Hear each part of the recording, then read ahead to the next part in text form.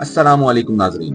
उम्मीद है आप खैरियत से होंगे। नाजरीन, आप कराची, लाहौर, इस्लामाबाद या पाकिस्तान के किसी भी शहर के रिहायशी हों, आपके घर के दरवाजे, गली मोहल्ले, मस्जिद, मज़ारात, मार्केट, मेडिकल स्टोर, अस्पताल, शॉपिंग मॉल, होटल, तिजारती शाहराहों और पेट्रोल पंप्स या शहर का कोई भी छोटा या बड़ा सिग्नल हो, आपको हर जगह भिखारी भीख मांगते नजर आते हैं। सिर्फ पाकिस्तान ही में नहीं, आज आपको पाकिस्तान के शहरी Saudi Arab, UAE, Muscat, Oman, Iran, Iraq और दीगर ममालिक में भी भीख मांगते नजर आएंगे। एक मोहतात अंदाजे के मुताबिक पाकिस्तान में 50 लाख से जायद अफराद गदागरी के इस जिल्लत आमेज पेशे से मुंसलिक हैं। जबकि पाकिस्तान टुडे में हालिया शाया होने वाले एक आर्टिकल के मुताबिक पाकिस्तान में या पाकिस्तान से ताल्लुक रखने वाले भिखारियों की तादाद 2.5 करोड़ के करीब है। चंद माह कबल सऊदी अरब और यूएई ने सरकारी सतह पर यह बयान जारी किया था कि सऊदी अरब और यूएई में 90% से जायद भिखारियों और जेब कतरों का ताल्लुक पाकिस्तान से है, जिनसे इन दोनों ममालिक की जेलें अब तकरीबन भर चुकी हैं। मुख्तलिफ सर्वे और रिपोर्ट्स के मुताबिक पाकिस्तान में भीख मांगना एक शोबे की सूरत इख्तियार कर चुका है, जिसकी पुष्टपनाही एक मुनज़्ज़म माफिया करता है। ये माफिया काम कैसे करता है, इसके असर और रसूख कहाँ तक हैं, इस माफिया की यौमिया, माहाना या सालाना आमदनी कितनी है, ये सब कुछ जानते हैं आज की इस तहकीकाती वीडियो में। मैं हूं आपका होस्ट सलमान लतीफ और आप देख रहे हैं माय इन्फो चैनल। अभी चंद दिहाइयों पहले ही की बात है कि पाकिस्तान में गदागरी बहुत महदूद पैमाने पर थी। गदागरी महज खाना बदोशों और हिप्पीज जैसी कम्युनिटीज ही का पेशा हुआ करता था। पाकिस्तान के सिर्फ चंद बड़े शहरों ही में भिखारी देखने को मिलते थे,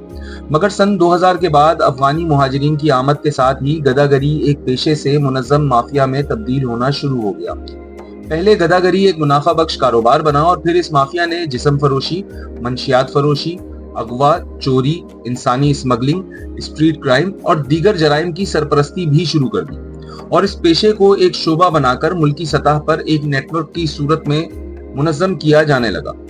पाकिस्तान एक तरक्की पजीर मुल्क है, जहां आज भी 39% आबादी खते गुर्बत से नीचे की जिंदगी गुजारने पर मजबूर है।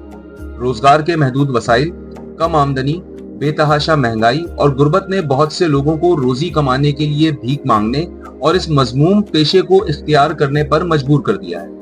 जिसके नतीजे में हमारे माशरे में एक मुआशी तौर पर फजूल किस्म के तबके की तख्लीक हो चुकी है। भीख मांगने वाले माफिया ने मुल्क भर में अपनी जड़ें आज इस कदर मजबूत कर ली हैं कि गुज़िश्ता 2 दिहाइयों से गरीब अफराद को भीख मांगने पर मजबूर कर रहे हैं। इसके अलावा ये माफिया कम उम्र और खुसूसन नौमौलूद बच्चों के अगवा और खरीदो फरोख्त में भी मुलव्विस पाए जाते हैं, जिसके बाद उमूमन कमसिन बच्चों को नींद के दवाओं के जेरे असर रखकर उन्हें भीख मांगने का जरिया बनाया जाता है,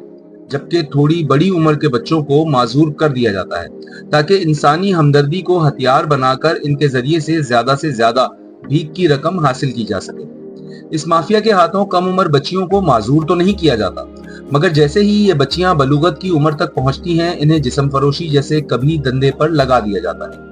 और जो बच्चे माजूर होने से बच जाते हैं या छोटी उम्र में अपने घरों से भाग जाते हैं, या जो बच्चे यतीम और लावारिस होते हैं, उन्हें लड़कपन में कदम रखते ही मंशियात का आदी बना दिया जाता है। चोरी करने और डकैती मारने की तरबियत दी जाती है और इन्हें मंशियात फरोशी पर भी लगा दिया जाता है। आज मुल्क पाकिस्तान में भिखारी माफिया इस कदर एडवांस हो चुका है कि आज ये माफिया भीख मांगने के लिए जदीद टेक्नोलॉजी और इंटरनेट के इस्तेमाल से भी भीख मांगने के नित नए तरीके ईजाद कर चुका है।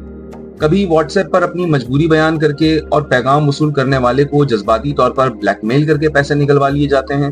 तो कभी फेसबुक पर फेक आईडी बनाकर किसी राह चलते गरीब की या किसी सफेद पोश रेडीबान की तस्वीर या वीडियो को अपलोड करके इसके कैप्शन में एक खुद साख्ता दुखी कहानी बनाकर आम सादा लोग अवाम से पैसे बटोरे जाते हैं। कभी किसी गुमनाम एनजीओ के नाम पर, तो कभी किसी सूबे के अंदरून जेर तामीर किसी मस्जिद के नाम पर, कभी किसी मदरसे में जेर तालीम यतीम बच्चों की कफालत के नाम पर, तो कभी किसी गुमनाम एम्बुलेंस सर्विस के नाम पर गली गली मोहल्ले मोहल्ले घूम घूम कर एक मुअज़्ज़िज़ अंदाज में भीख मांगी जाती है। नाजरीन, पाकिस्तान में एक ऐसा तबका भी है जिसने मजहब के लिबादे को ओढ़कर इस मजमूम पेशे को इख्तियार कर रखा है। आप पाकिस्तान के किसी भी शहर में किसी सूफी बुजुर्ग या किसी वली अल्लाह के मजार पर चले जाएं, वहां आपको मजार से वाबस्ता कई भिखारी भीख मांगते नजर आ जाएंगे।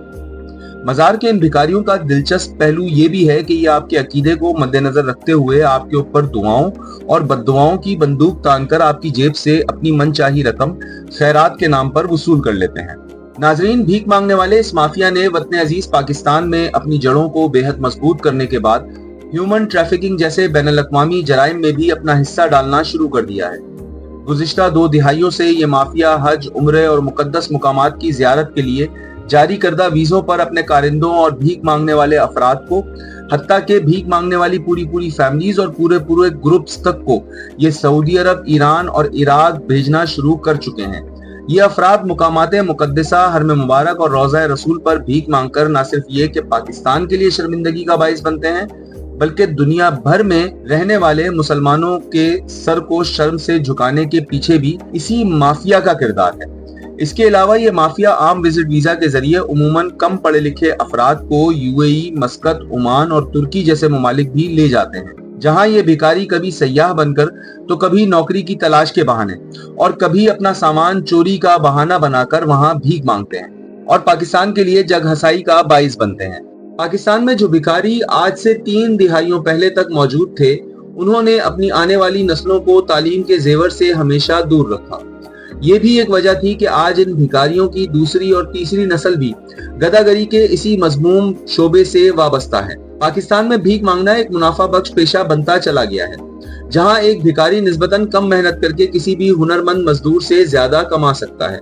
अगरचे हुकूमत पाकिस्तान ने भीख मांगने को जुर्म करार देते हुए इसके खिलाफ मुतअद्दिद कवानीन भी बना रखे हैं और मुख्तलिफ हुकूमती अदवार में इस माफिया के खिलाफ क्रैकडाउन भी किए जाते रहे, मगर कभी भी कोई खातिर खान नताइज हासिल न किए जा सके। आज की तारीख में अगर सिर्फ इस माफिया की यौमिया आमदनी का तखमीना लगाया जाए तो मुख्तलिफ ज़राए और तहकीकाती रिपोर्ट्स के मुताबिक पाकिस्तान भर में महज एक दिन के दौरान 2 से 2.5 अरब रुपए की रकम भीख में दे दी जाती है, जबकि इस माफिया की दीगर जराए से होने वाली आमदनी का कोई तखमीना लगाया ही नहीं जा सकता। अब जाहिर सी बात है कि इतनी बड़ी रकम का रोजाना की बुनियाद पर जनरेट होना हुकूमती इक़दामात पर सवालिया निशान खड़े करने के लिए काफी है। पाकिस्तान की हुकूमतें अगर संजीदगी से वक्त पर मुआशरे की इस बरादरी की फलाह बहबूद और तालीम और तरबियत पर जोर देती, इन्हें मुख्तलिफ शोबों के हुनर से बहरामंद किया जाता, इनको एक मुफीद शहरी बनाने के लिए इक़दामात उठाए जाते, तो आज नताइज कुछ मुख्तलिफ हो सकते थे।